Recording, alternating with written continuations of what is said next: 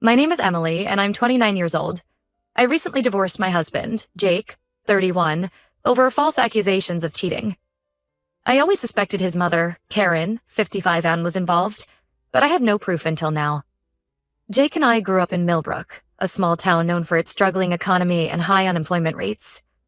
We lived in the same neighborhood, properly nicknamed the Pits by locals. It wasn't the best area. Lots of low-income families struggling to make ends meet. My parents moved us there when I was 12 after they both lost their jobs in the city. Dad was a factory worker, and Mom was a receptionist at a law firm. They tried to shield us from the reality of our situation, but even as a kid, I could sense their stress and worry. Jake had lived in the Pits his whole life with his grandparents, Bill and Martha. His mom, Karen, was hardly ever around due to her issues with substance abuse. I remember the first time I saw Karen.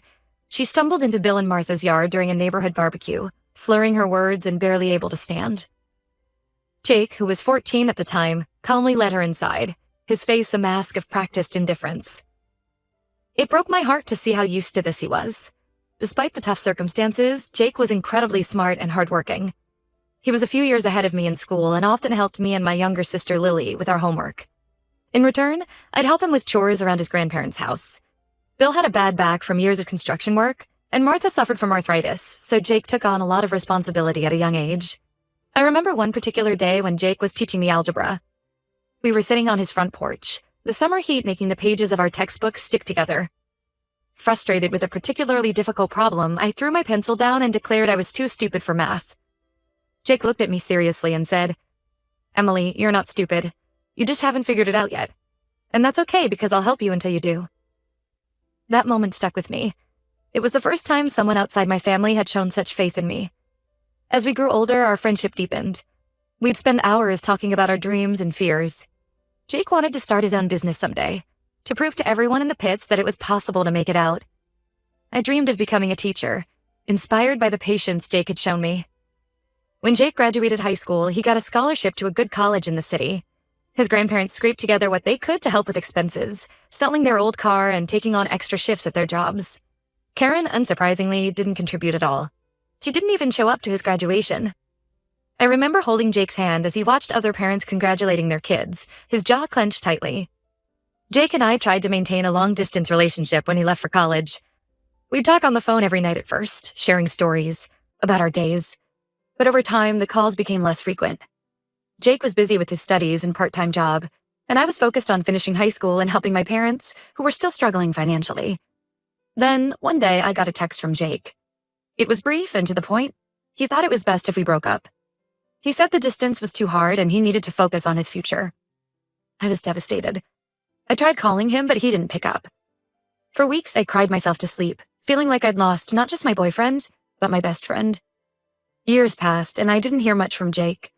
I focused on my studies, got into a decent college in our state, and started working towards my teaching degree. I dated a few guys, but nothing serious. A part of me always compared them to Jake, and they always fell short. Then, out of the blue, I saw Jake's name on the guest list for a talk at my college. He had become a successful entrepreneur, and I was assigned to moderate the session. When I saw him walk into the auditorium, my heart skipped a beat. He looked different, more polished, confident. But when he smiled at me, I saw the same Jake I'd known all those years ago. After the talk, we went for coffee to catch up. Jake told me about his journey, how he'd worked hard, started his own tech company, and even reconnected with his mom. Apparently, Karen had married a wealthy man named Robert who adopted Jake and invested in his company. I was happy for Jake, but a part of me felt the twinge of jealousy. He had achieved his dream of making it out of the Pits while I was still struggling to finish my degree and help my parents make ends meet. One thing led to another, and Jake offered me a job at his company. At first, I hesitated, thinking it might be awkward, but he insisted. Over the next few months, we grew close again. Jake proposed, saying he regretted breaking up with me years ago. I was overwhelmed with emotion and said yes. That's when the trouble started. Karen wasn't pleased about our engagement. She arranged a lunch for us to get to know each other, but it was a disaster. She was sweet in front of Jake, but made nasty comments when we were alone, calling my family and me gold diggers. I told Jake about it, but he brushed it off, asking me to ignore her behavior. Our relationship became strained because of Karen's constant interference. She was always in Jake's ear, filling it with lies about me and my family. Despite the ups and downs, Jake and I eloped and got married. Karen put on a happy face at the reception, but I could tell she was seething inside. Things were okay for a while until my sister Lily asked for some seed money for her startup, a small bakery she wanted to open in our hometown. Jake generously offered to invest, no questions asked. I was touched by his gesture, remembering how much my family had struggled when we were younger. Unfortunately, Lily's business struggled. The economy in our hometown was still bad, and people didn't have extra money for fancy baked goods.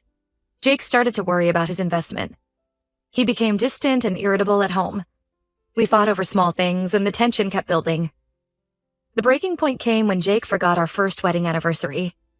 I was hurt and decided to stay with my parents for a while. We had already planned a small gathering for our families after our anniversary, so we decided to go ahead with it and act like the perfect hosts. The day before the party, I got a shocking call from Karen. She told me to pack my bags because she had found the perfect girl for her son. I hung up on her and went home to talk to Jake about his mother's behavior. But when I arrived, Jake was drunk and unresponsive.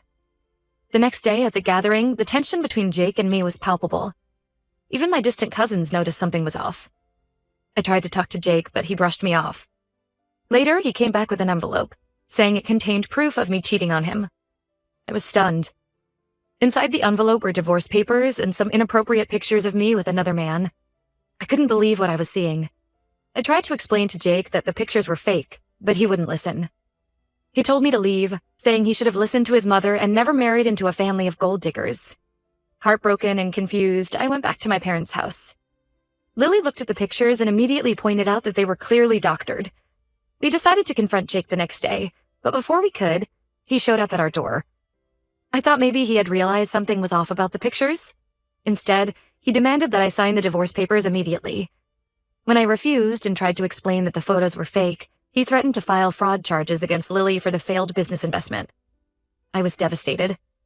The man I loved and thought I knew was threatening my family. With a heavy heart, I signed the papers. It was only after the divorce that I discovered I was 2 months pregnant. Now, 6 months later, I've given birth to a beautiful baby girl named Sophie. Jake has been supportive from afar, setting up a trust fund for her and agreeing to shared custody. But I can't help feeling that there's more to this story than meets the eye. I'm determined to uncover the truth. Not just for my sake, but for Sophie's future. Update 1. It's been a whirlwind few weeks since my last post. I can't believe how much has happened, and I'm still trying to process it all. About a month ago, I received an email that changed everything. It was from Karen, Jake's mother, but it wasn't meant for me. She had accidentally included my email address in a message intended for a woman named Melissa, who she was trying to set Jake up with. The email detailed Karen's plan to get all of Jake's money, with instructions on how Melissa should manipulate him. I was shocked. This was the proof I needed to show that Karen had been behind. Everything from the start. My hands shook as I read through the email multiple times, each read filling me with a mix of vindication and anger. I immediately tried to contact Jake, but he didn't answer my calls. So I forwarded the email to him, hoping he would finally see the truth. Days passed, and I heard nothing. I assumed Jake had read the email and was dealing with the fallout on his own. I focused on taking care of Sophie and tried not to dwell on it. But it was hard. Every time I looked at our daughter, I saw Jake in her features, and my heart ached for what could have been. Then, on a rainy Tuesday evening, Jake showed up at my door. He looked terrible. His clothes were rumpled, his hair a mess, and he had dark circles under his eyes. For a moment, I was reminded of how his mother used to look when she showed up at his grandparents' house. I invited him in, more out of habit than anything else, and that's when he dropped a bombshell. Jake confessed that he had never received my email. It had gone to his spam folder. He was here because he had discovered the truth on his own. While helping his mother move some things at our house, he had stumbled upon a locked box. Curiosity got the better of him, and he picked the lock, a skill he'd learned in our misspent youth in the pits. Inside, he found the original photos of me, the ones that had been doctored to make it look like I was cheating. He broke down as he told me how he had taken the photos to a professional, who confirmed they were manipulated. Jake realized then that his mother had orchestrated the whole thing to break us up. As he spoke, I could see the weight of his guilt crushing him. He looked older, more worn than I'd ever seen him. I didn't know how to feel. On one hand, I was relieved that Jake finally knew the truth. On the other, I was angry that it had taken him this long to believe me. I told him about the email I had forwarded, and he checked his spam folder right there in front of me. The color drained from his face as he read it. We spent hours talking that night. Jake apologized profusely for not believing me, for letting his mother come between us, for threatening my sister. He told me he had broken off his engagement to Melissa. He had never really wanted to marry her anyway. It had all been his mother's idea. As Jake spoke, memories flooded back. I remembered the day he'd taught me algebra on his porch, the nights we'd spent dreaming of a better future, the moment he'd proposed. But I also remembered the pain of our breakup, the humiliation of being accused of cheating, the fear when he threatened my family. I listened to everything Jake had to say, but I made it clear that his apology didn't magically fix everything. The trust between us was broken, and it would take more than words to repair it. Jake nodded, understanding in his eyes. He told me he was willing to do whatever it took to make things right. Before he left, Jake asked if there was any chance for us to reconcile. I told him I needed time to think. The wounds were still fresh, and I had Sophie to consider now. Jake respected my decision and left, but not before asking if he could see Sophie. I agreed, and watching him hold our daughter for the first time in months brought tears to my eyes. After Jake left, I called Lily to fill her in on everything that had happened. She was furious on my behalf, but also relieved that the truth had finally come out. We spent a long time discussing what I should do next. Lily, always the protective sister, warned me against rushing back into a relationship with Jake. But she also reminded me of how happy we had been before Karen's interference. I'm still not sure what the future holds for Jake and me. Part of me wants to give him another chance. We have a long history together, and he is Sophie's father. But another part of me is scared of being hurt again. Can I ever truly trust him after what happened? For now, I'm focusing on being the best mother I can be to Sophie. Jake and I have agreed to be civil for her sake, and we're working on a co-parenting schedule that works for both of us. It's strange navigating this new dynamic with Jake. Sometimes when he comes to pick up Sophie, I catch glimpses of the boy I fell in love with all those years ago. But then I remember everything that's happened, and I feel the walls I've built around my heart strengthening. As for Karen, Jake told me he's cut off all contact with her. He's in the process of undoing the financial entanglements she had manipulated him into. It's a messy situation, and I'm glad I'm not directly involved in it. But I can't help wondering about Karen's motivations. Was it really just about money? Or was there something deeper? Some twisted need for control over her son's life? I'm taking things one day at a time. My priority is creating a stable, loving environment for Sophie. Whatever happens between Jake and me, I want her to know that both her parents love her unconditionally. I'll update again when I have more news. For now, I'm trying to focus on the positive changes in my life. I've started a new job at a local school, fulfilling my old dream of becoming a teacher. It's challenging, especially with a baby, but it's also incredibly rewarding. And every day when I look into Sophie's eyes, I'm reminded of the strength I've found through all of this. Thank you all for your support and advice. It means more than you know. Update 2. It's been a few months since my last update, and a lot has changed. I'm still trying to wrap my head around everything that's happened. Jake and I have been slowly rebuilding our relationship, not as a couple, but as co-parents. We've been attending counseling sessions together to work through our issues and learn how to communicate better for the sake of Sophie. It's been challenging, but I can see the progress we're making. In our sessions, we've delved into our past, both the good and the bad. We've talked about our childhood in the pits, how it shaped us and our expectations of relationships. Jake opened up about his feelings of abandonment from his mother and how that affected his ability to trust. I shared my insecurities about not being good enough for Jake after he became successful. It's been painful at times, but also cathartic. The biggest development, however, involves Karen. Jake decided to press charges against her for fraud and harassment. He had gathered enough evidence, including the doctored photos and the email she sent about her plans to steal his money. It wasn't an easy decision for Jake. Despite everything, Karen was still his mother. I remember the night he made the decision. We were sitting on my porch after he had dropped Sophie off, reminiscent of our teenage years. Jake looked at me, his eyes filled with a mix of determination and sadness, and said, "I have to do this. Not just for us, but for Sophie. I don't want her growing up thinking this kind of behavior is okay." When Karen was confronted with the charges, she didn't react the way we expected. Instead of denying everything or trying to manipulate the situation, she broke down completely. It turns out that she's been struggling with severe mental health issues for years, exacerbated by her substance abuse problems. Jake's stepfather, Robert, who had been in the dark about most of Karen's schemes, was devastated. He's filed for divorce, but has agreed to help pay for Karen's treatment at a specialized facility. It's a complicated situation, and I have mixed feelings about it all. On one hand, I'm angry at Karen for everything she put me through.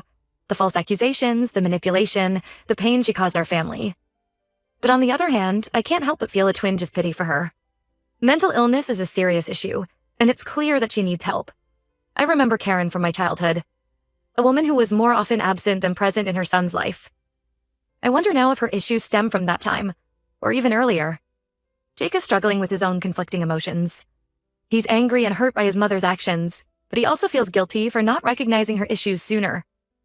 He's been seeing a therapist to work through his feelings, which I think is a positive step. Sometimes after his sessions, he'll call me and we'll talk for hours.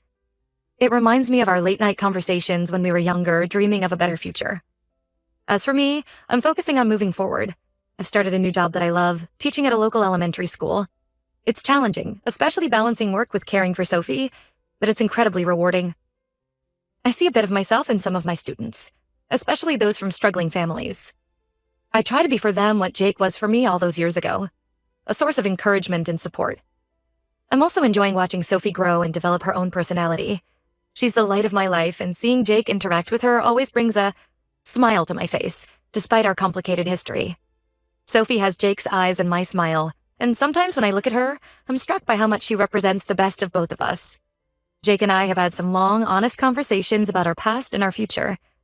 We both acknowledge that we still have feelings for each other, but we're not rushing into anything. We're taking it slow, focusing on being good parents and healing from the trauma we've been through. Last week, Jake suggested we take Sophie to the park together. As we watched her toddle around the playground, Jake turned to me and said, "I'm sorry for everything, Emily. I should have trusted you. I should have been stronger."